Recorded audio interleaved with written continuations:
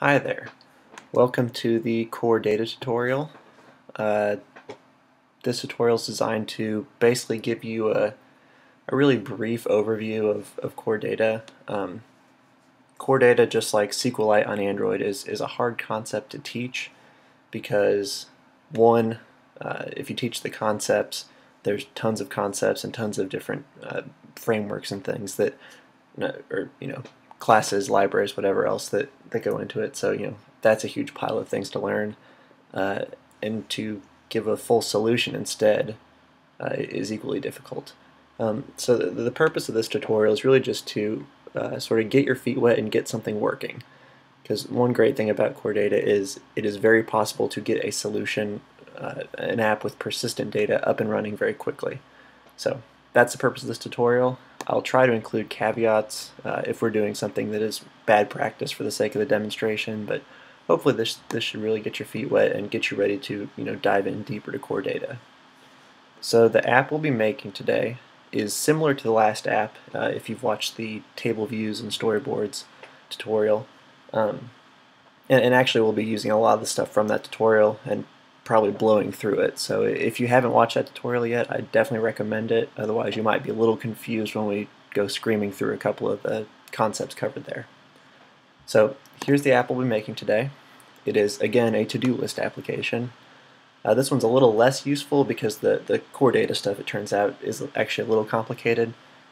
So here, instead of, I don't remember what we did last time, I think it was per day or something like that, but here we have a list screen where we have lists of tasks to do. By clicking the plus button here, we can add lists. You'll see they come in with a nice animation. I guess the most unuseful part about this app is the fact that we can't change the names of the lists. That, it turns out, is a bunch of infrastructure that just takes a lot of time to demonstrate but doesn't actually add much. So, more useful, we can sort of drill down into the list here, add a couple of tasks. Now these tasks we actually can change the name of. So, use one of the examples from last time. We can save this task and see that it says learn to program here now. And actually I haven't tried this yet, so fingers crossed. We should be able to not actually save. Yep, by just backing out of it. So the save button is actually what performs the save.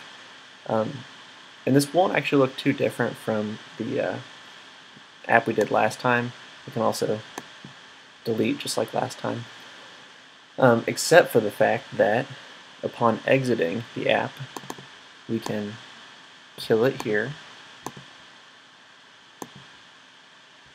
go back into the app, and actually have data here, something that wasn't available last time. So that's the whole point of this tutorial, is to be able to persist data across app launches. It seems like a simple thing, but actually requires a lot of infrastructure. So let's get started.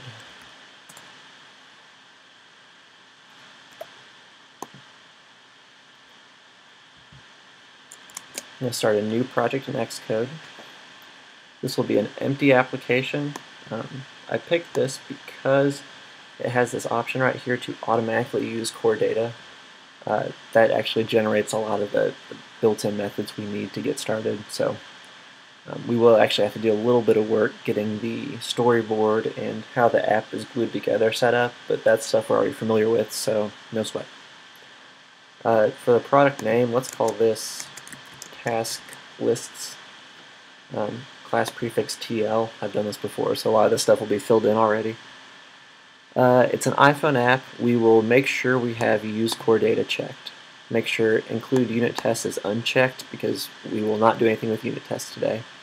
And automatic ref counting should definitely be checked because I will not be teaching you anything about memory management today. Company identifier, edu.roseholman here. Use whatever you'd like. I'll just make it on the desktop here. You might want to create a local Git repository if you plan on saving this, but I won't be, so we'll just blow through it here. Alright, and here we are. Now, I don't think I've recorded a demonstration with an empty application before, so let's take a quick look to see what it gives us, just so we're not lost from the get-go. It doesn't give us much, to be honest. An app delegate here, which has a few extra properties we'll talk about in just a second. These are the core data methods. Implementation file here. This very specific core data file, and that's it. No storyboard, no nothing. So, first order of business is to create a storyboard. User interface here, storyboard. It'll be an iPhone for the device family. This is an iPhone app. I'll call it TL main storyboard. Usually just the classes are prefixed with the two-letter prefix. I tend to prefix just about all of my files, especially the ones that get compiled or interpreted into code with the two-letter prefix. It's just a habit. You can do whatever you'd like. So here's our main storyboard now. Before we go any further and before I forget, the default way an empty application works is it actually creates a new window when the app launches, makes it a white background color, makes it visible, and then returns successful from this did finish launching with options. It turns out this will actually prevent our storyboard from ever getting used, so first order of business is delete everything before the return statement. We also need to hook up our storyboard in the project itself. Here under iPhone, iPod deployment info, main storyboard, TL main storyboard. That's it. Now our storyboard's hooked up. So if you remember from the app I demoed, there are, I think, 3 different table view controllers. So let's throw this on the storyboard now. The plan here is we'll get all the stuff we already know out of the way pretty quickly, setting up the view controllers and whatever else. That way we have some infrastructure set up that we can easily jump into core data without having to monkey around with a bunch of other stuff all the time in the meantime.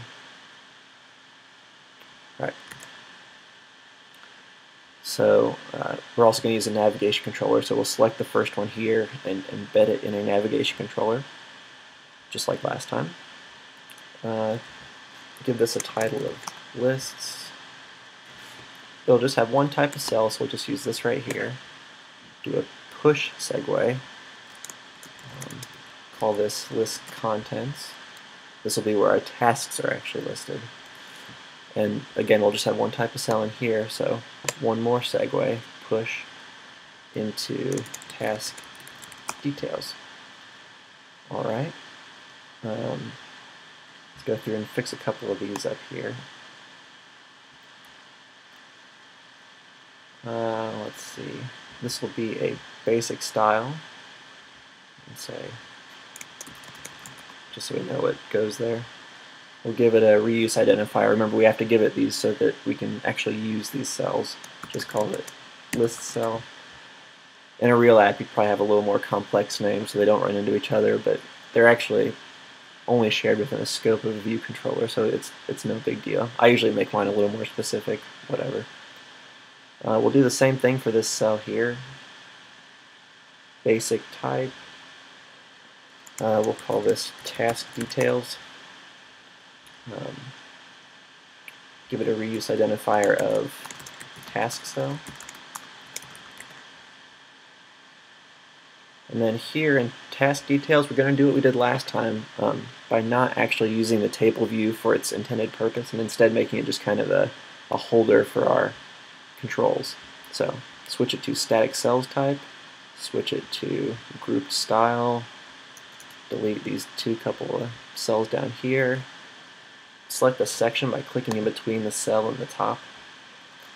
We'll call this description. And here we'll actually put a text field, kind of like we did last time. Just make it, use the HIG blue guidelines here to properly stretch it so that it fills up the right portion of the cell. Once we've got it drawn on there, give it the dotted line border style, which is no border style. Let's switch the font to bold too. I don't really know why, just because. Alright, So this is actually a lot of our app. Before we go into core data, let's go ahead and stub out sort of the code part of all of this. So we're going to make 3 view controller subclasses up here in Cocoa Touch. We'll do Objective-C class. They'll actually be table view controller subclasses, so make sure that's filled in. Make sure both of these boxes are unchecked. This is not for iPad, and because we're using a storyboard, we don't need zibs. So let's call this one the list view controller. It's the list of lists, so you can come up with a better name if you'd like, but I'm sticking with this one. Okay, so there's one of our view controllers. Make another one here. Let's call this one task list view controller.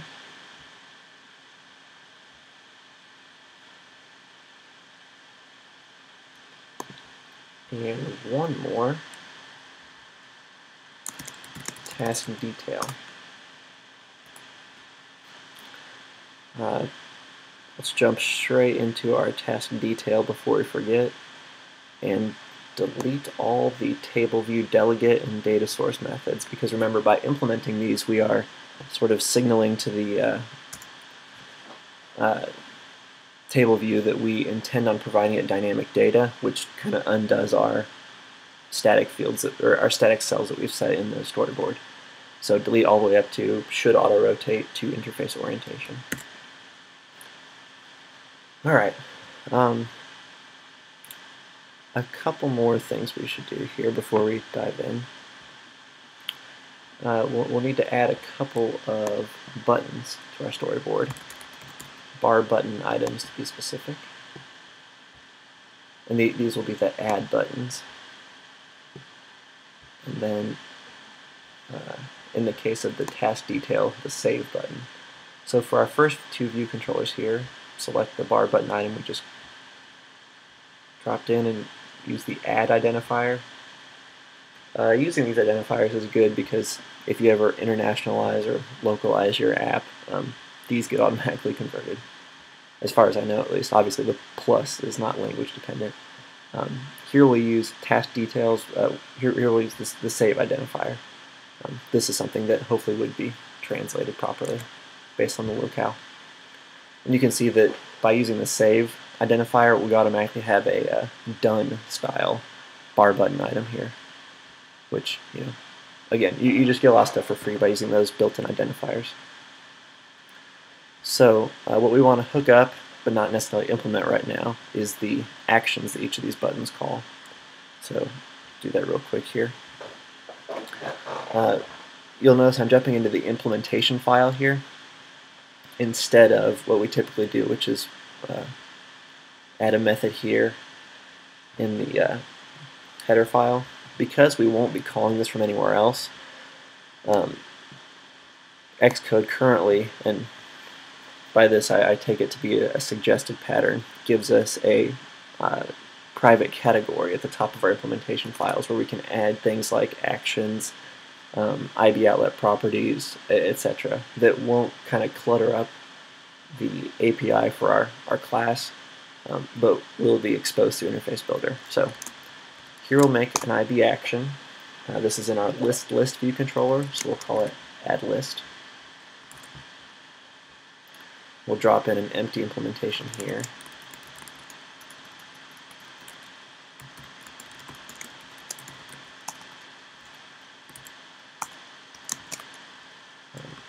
Put a to do in there so we don't forget it. Do the same thing for task list.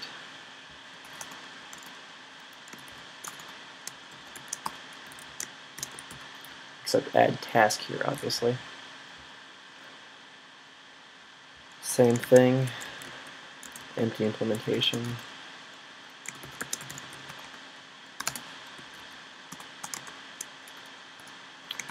And if it's a little confusing, it drops in void here. That's because IB action, I think, is just defined to be void, like directly defined to be void. Actually, might be able to find that out really quickly. Oh, maybe not. it's really just like IB outlet, I think is also defined to be void.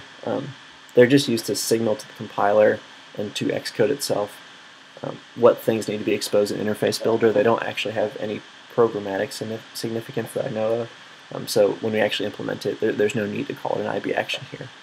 You could, no harm.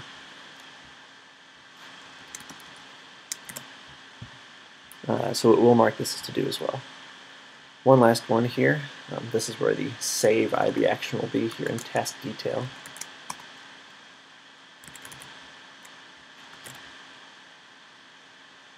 Same thing, we'll just add to the bottom here.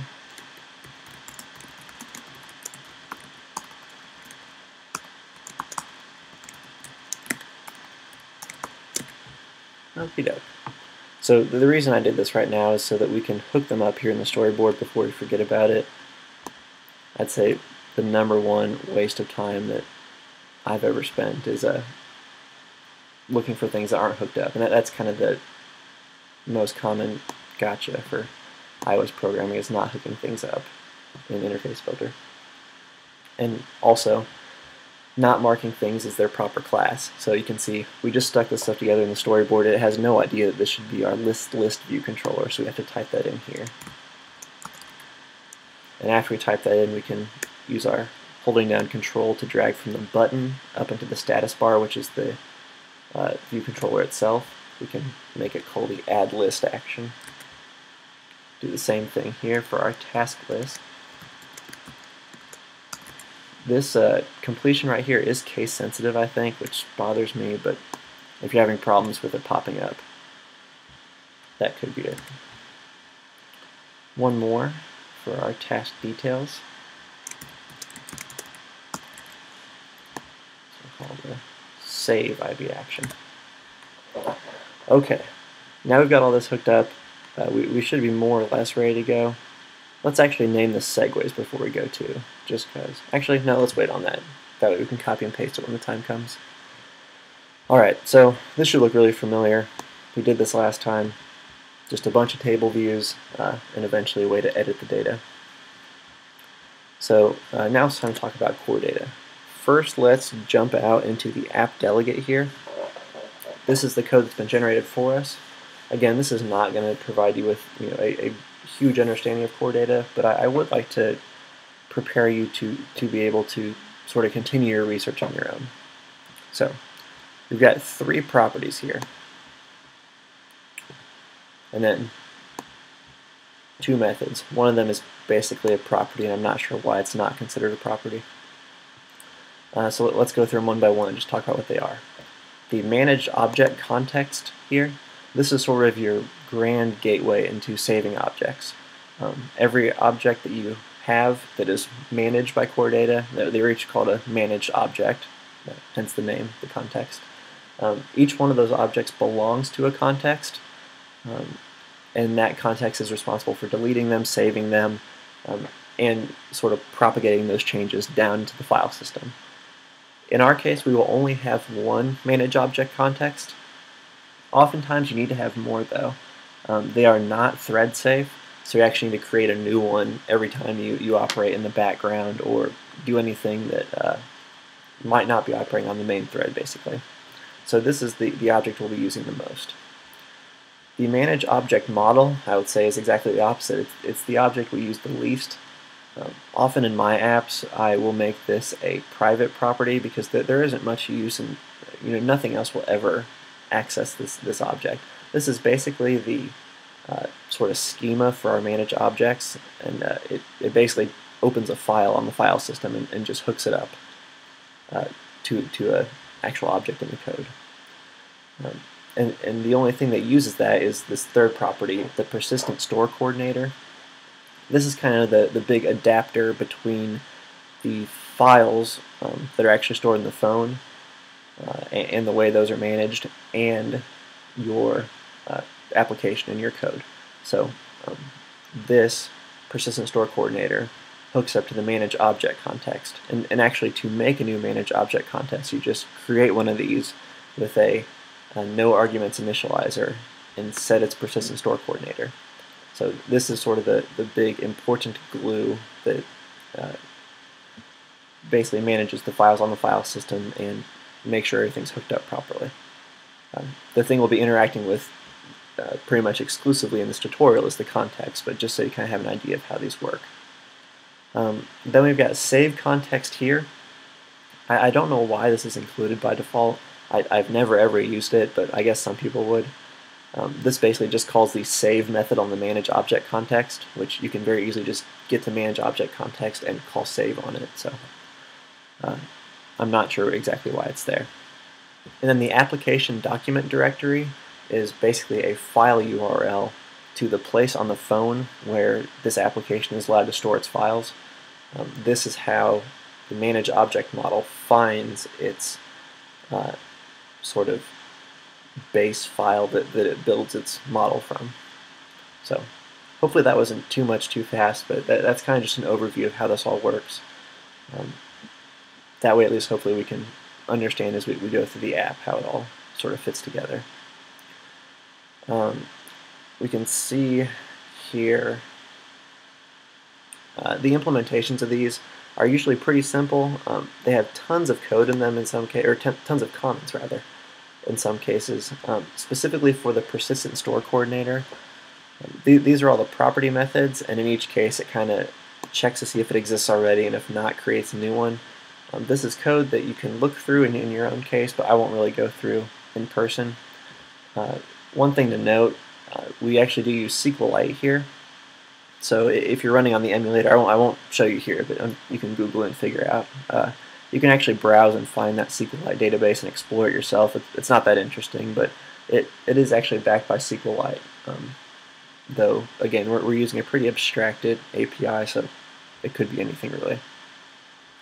All of this comment is telling you about something that we won't cover at all in this tutorial, and that is the sort of upgrading from one version of your model to the next.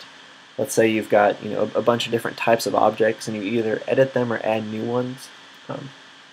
If these changes are complex enough, you will need to actually define a way to upgrade from an old version of the app to the new version. We will only be doing one version of the app here, and this information should point you in the right direction.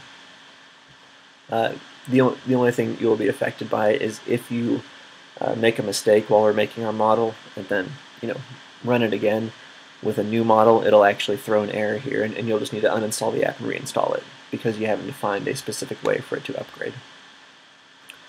Okay, so now that we've spent quite a bit of time just talking about it, let's dig in. Here's probably the most fun part because it's really the easiest part of using core data, and then that's defining our model. So our entire model is defined in what looks like one file. It's actually a folder, but for the sake of Xcode, it is one file. And it's sort of almost an entire program in itself. It's got its own interface and everything here. This is where we define all our types of objects, their attributes, how they relate to each other, and we can even define fetch requests, which are kind of like queries, and configurations. We won't touch either of these here. We'll actually do that with code. Again, something to dig in yourself if you're interested. So for this project, we'll be basically having two types of objects, or entities as core data calls them. Lists, which contain tasks, and tasks themselves. So let's create those. Click the Add Entity button here. Pops up a new entity. And I also give these names prefixed with the two-letter acronym. Because when we actually create our code classes, having the names match automatically generates a properly named file. So you can do whatever you want. I'm just telling you this has a slight benefit. So let's call our list a TL task list. You can call it TL list or whatever you want. Let's make one other entity called TL task. Alright, so we've got two entities, and you can actually see by clicking down here, you actually have sort of a class diagram that you can explore. We'll take a look at that at the end. I don't find it that useful unless you have tons of things that you kind of want to check your work and make sure everything's hooked up properly. We've basically got two things we need to define on these objects: attributes and relationships. Fetch properties is a little more advanced topic. Again, you can look into that on your own. Attributes are basically, I guess you could call them primitive values that are associated with each entity. They aren't actually primitives, but they're flat values basically.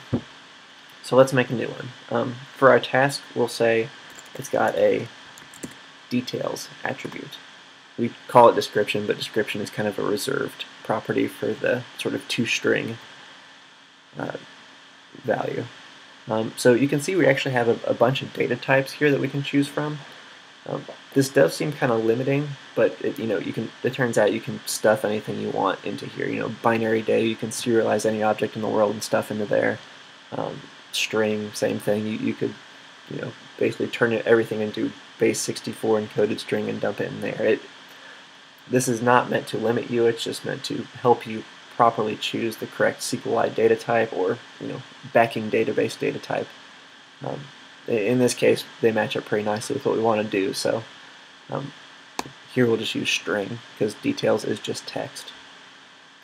And one other thing we want, we'll call it created, is a date, which is actually a date and a time that this object was created. This is actually how we'll end up sorting the data, so even though it won't be displayed to the user, we do need to store it. We'll actually do the exact same thing for the task list. We'll give it we'll call it title, maybe it makes more sense.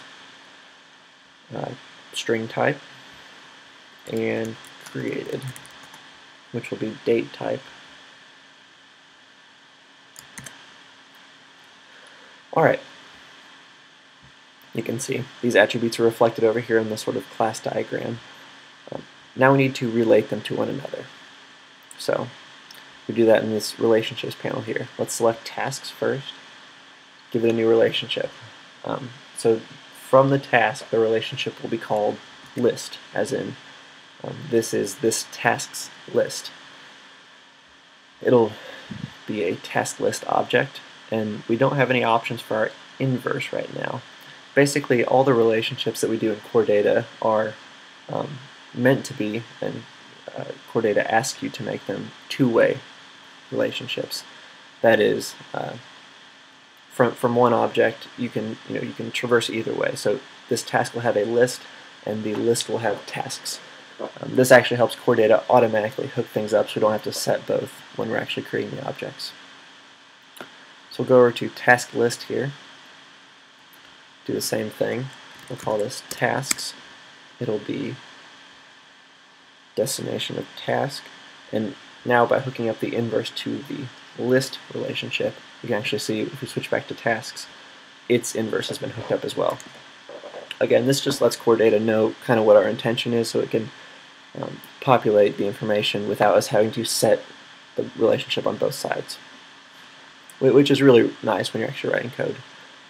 One last thing we need to do, from task list here, we want to make this relationship a too-many relationship, and this is in this last tab here. So we'll mark it as too-many, which means instead of just having one task, we can actually have many tasks. This kind of fundamentally changes how the database represents the data, and how basically core data handles all of it. We can also have this option of ordered. As of the time of this recording, there are actually some bugs with that where the methods that need to be called aren't actually generated, and we'll actually be using a different way of sorting them. So we will leave that unchecked for now. You may check into this and catch up on Apple bugs before you do so, but this is a potentially useful option here that we are not taking advantage of. Okay, so we've got these two lined out. Again, it's pretty simple. You can see there's an arrow here connecting them now. The two arrows for the many relationship here.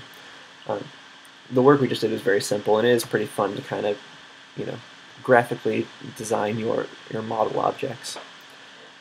So here we kind of transition to actual code. We first highlight these two entities, and we'll click Editor, Create NS Manage Object Subclass. This is sort of the big magical step. Hit Create here. And you'll see it actually generated two whole classes for us. with a pretty familiar set of properties here: details, created, and list. And then in this case, title, created, and tasks.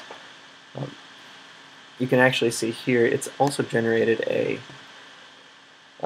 category for adding task objects, removing task objects, and doing the same thing in plural form. So this is sort of the way that we integrate what we just did in that designer with our code. It turns out whenever you make changes here, you actually either have to completely regenerate these, so if you made changes to them, you have to sort of save off those changes or copy and paste them somewhere else and then put them back into the new versions, or sort of by hand know what the data types are to add them in. I guess that can be tricky only in the case where you're using booleans or numbers, because actually everything gets represented as an NS number, but you can cover that on your own. We won't actually be using any number types here. So we've got our two types of model objects created here. We shouldn't have to do anything, and you can see actually the implementations for these. They use the dynamic keyword here instead of synthesize. This basically means this will be implemented by something else, in this case the core data framework, so we don't actually have to see the implementation for any of these properties. So we've got our model objects created. It's about time we actually started doing something useful. So let's jump over to our list view controller and try to do something useful. The first thing we should do is make a new property. I'm doing this here in the private category. This will be a non-atomic strong category property, and it will be an array of lists. We'll make sure we synthesize that property here. And this will be actually where we store our loaded lists, which means we can actually delete this init with style here. Don't use that. And here in view did load, we'll put a to do in here, load lists.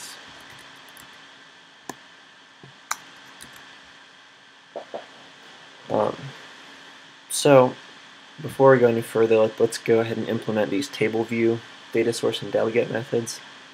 These are useful for basically just hooking up the glue for how it displays things.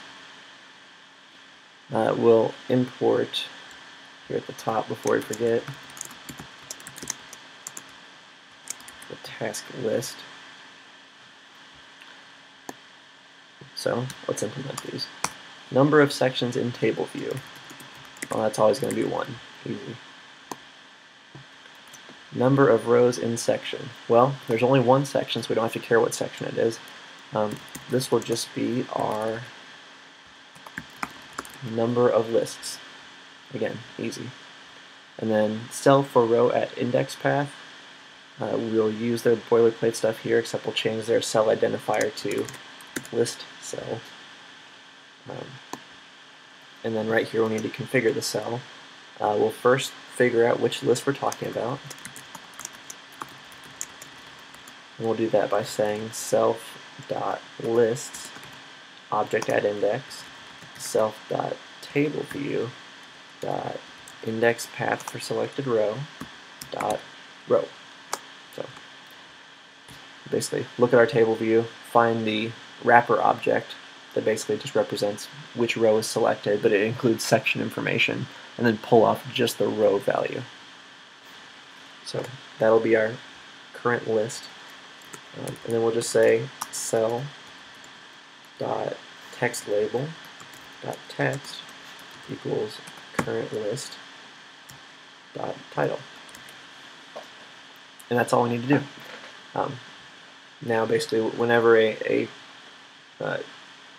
list needs to be transformed into cell form, the only thing that needs to be transitioned is its title, so that's all we need.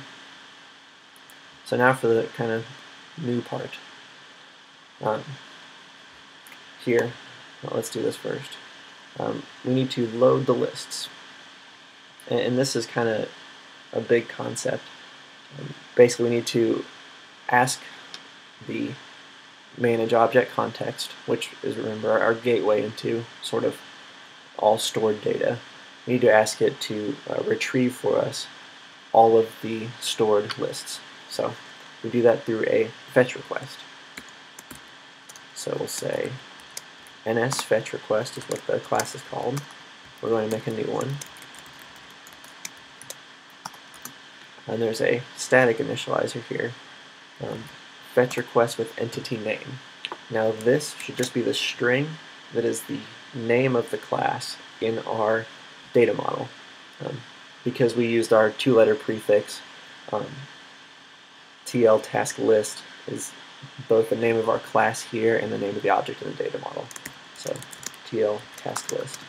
If you were to call the object in the data model just task list and call this class out here TL task list, you would have task list here. It's the name of what is stored in the data model, not the class name. So hopefully that wasn't too confusing. So basically the fetch request is just a query. It's a query in object form. So we're not going to be real picky about which lists we get. We actually want all of them. So this will by default get all of our lists. But one other thing we want is to sort them. So we'll say fetch request dot sort descriptors. This needs to be an array, so we'll say ns array with object is kind of our helper method for just making an array with one object in it. And we'll make a new sort descriptor. So here you have ns sort descriptor with key. So this is just the name of the attribute we want to compare on. So we'll use the created attribute, so they'll be in the order that they're created, and then whether or not this should be an ascending sort. Yes. And I seriously guess wrong on that every single time, but I think yes is actually appropriate here.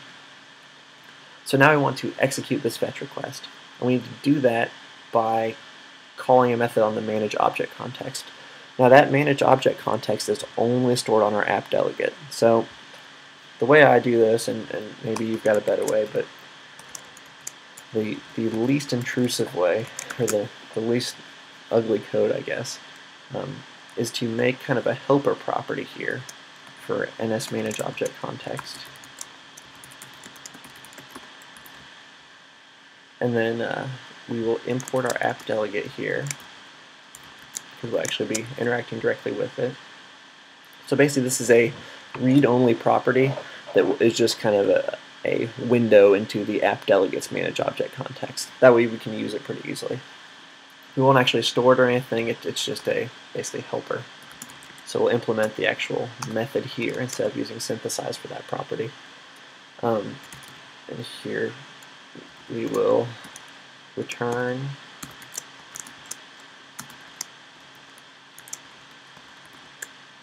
sorry if this looks like gibberish, I'll go over it in just a second.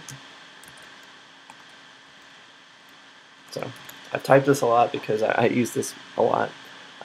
First we use the UI application class to find the shared application. This is the one instance of our application. It's a singleton. Then we ask for its delegate, which gets our app delegate. We then have to cast that as our app delegate class so that it can know that we have our manage object context method. So we cast it and then we call manage object context, which returns the whole app's manage object context, and which we return from this method. So a little bit of ugly code there, but we can just copy and paste it from now on. And that allows us to pretty easily say self.manageObjectContext instead of having this big gross thing here. So to actually execute the fetch request, we say self.manageObjectContext execute fetch request. And here we just pass it our fetch request, and then here is a property or a argument for an error. And what this actually is, we'll enter nil here because we kind of don't actually care if there's an error because there won't be in this case. But how this actually is supposed to work is you make an NS error object but you don't actually make it. You can just set it to nil. And then you pass ampersand error in here. This is actually the address of the error object.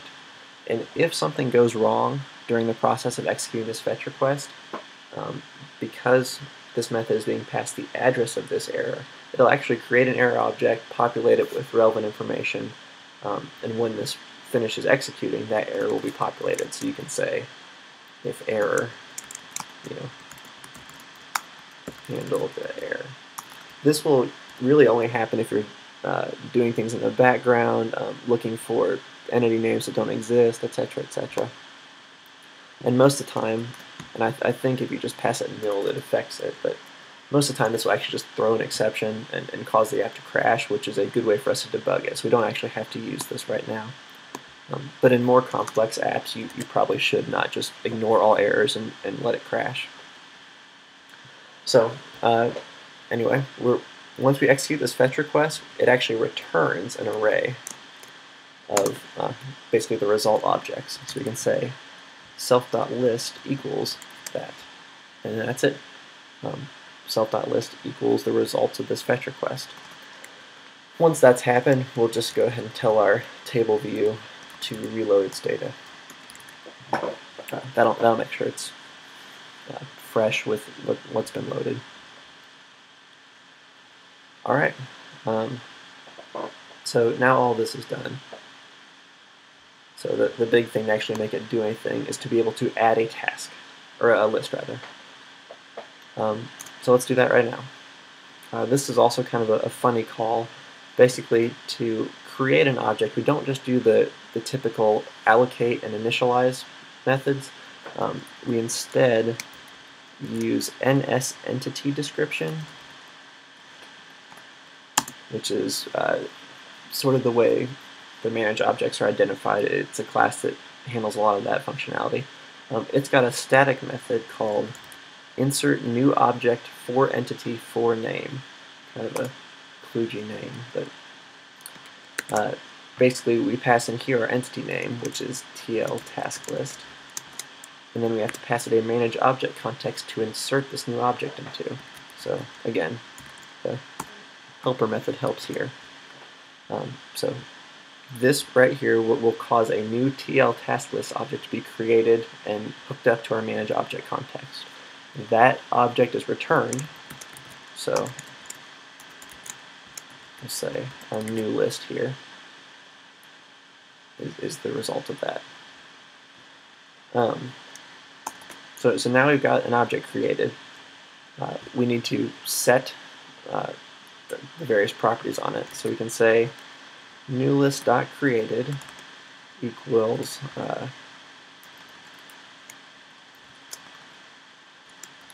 we'll use a helper method here. NSDate just makes a new date object with the current date and time in it. So since we'll only ever be marking things as created right now, that's all we really need. Let me turn off time machine so it doesn't create too much lag here. And then we'll want to set its title too. Let's do this. Let's use NSString string with format, and we'll just call it task list, and then we'll fill in the number here. We'll say self.list.count, which will be 1 greater than the current index, so it'll always be, the first one will be 0, the second one will be 1, etc., etc. And then one thing that, gosh, I always forget to do is after you've made all these changes, you have to tell the manage object context to save. And you can see save also takes an error, or the address to an error. Again, this will usually only cause problems if you've totally just written your code wrong, in which case it will blow up every single time, or if you're doing things in the background that have caused a sort of conflict. So both cases we can kind of ignore here, because if we've made a mistake in our code, it'll crash and we can fix it. And we're not doing anything in the background, we're kind of doing everything serially.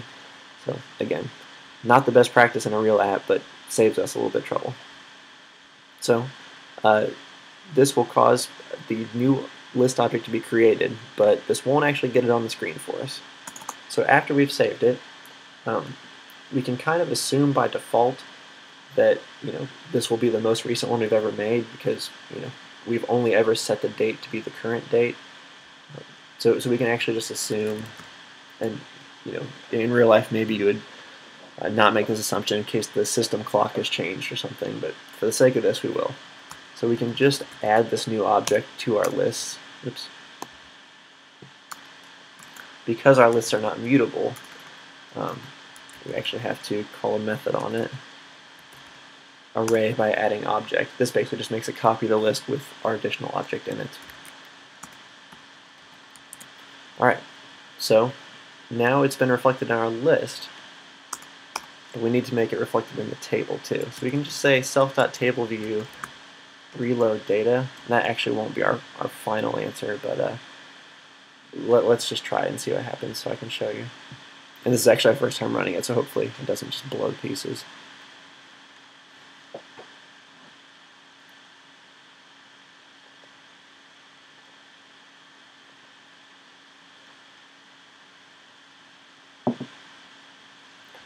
Okie doke. So we've got 3 lists here. Oh, I guess this is actually... Let's stop this and uninstall this. This is the old version of the task list app, and I don't want to cause any conflicts between the manage object versions. Okay, so here we go. Click the button. It appears to be working, but not really. They're all marked as 0. Now what would be causing that? Let's see. Self.list.count.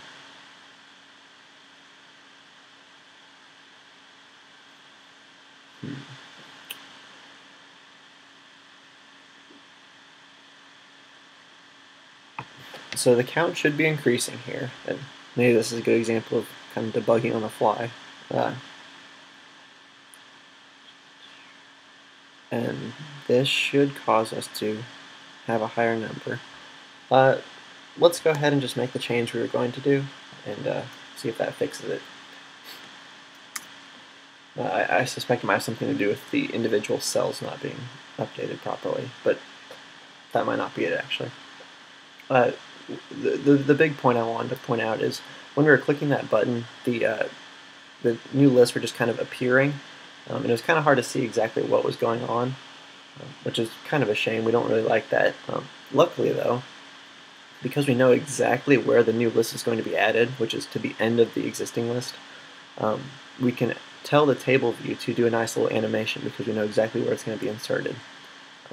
First, before we do that, we need to make an index path that will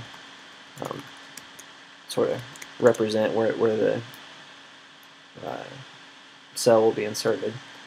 So we'll call this new index path. We'll say index path for row. This will be self.list.count -1 in section 0. Basically, this is the last index in the array in index path form. We'll need that in a second. I'll show you why.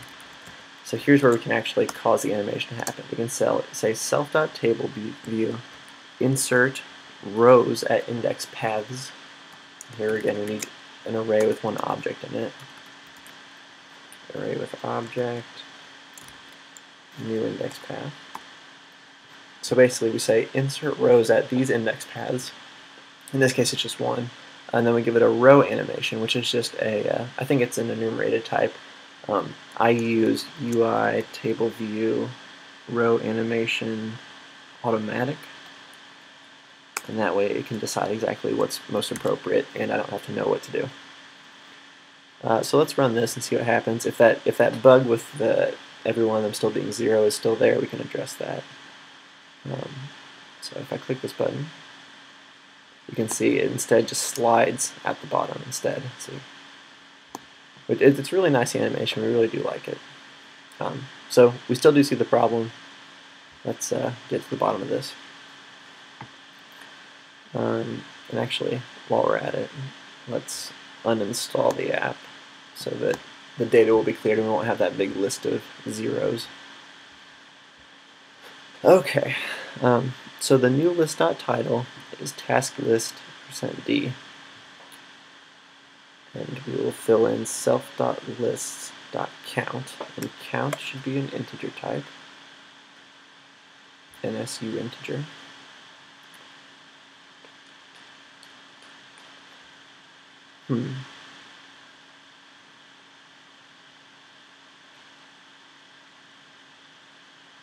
I'm actually not sure what's going on here. Let's just keep going. It's not the biggest deal. And if we think of a way to solve it, we'll come back to it. Okay, so we've got our way to add lists. Let's also quickly add our way to delete them. Turns out this is actually pretty easy. We've got these boilerplate methods here. The first one, basically we return yes to say that a row can be edited, which in this case means deleted. And then we've got this one here to actually handle the deletion. The only thing we need to add is actually updating our data source, which in this case is our actual managed objects. So here we fill in below the comment, delete the row from the data source. We can just say self.manageObjectContext.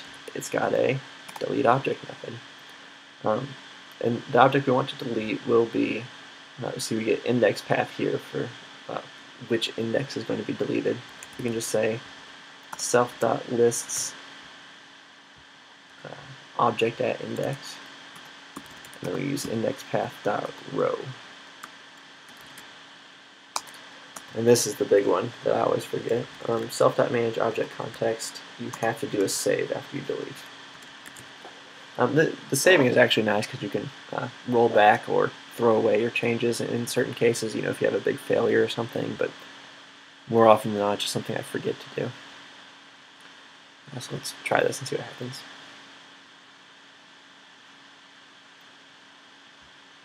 Alright, you can see the first one fades in and subsequent ones slide in, and by implementing that can delete, it actually gives us this delete button to click. It looks like we got an error. Maybe that'll lead us to our bug.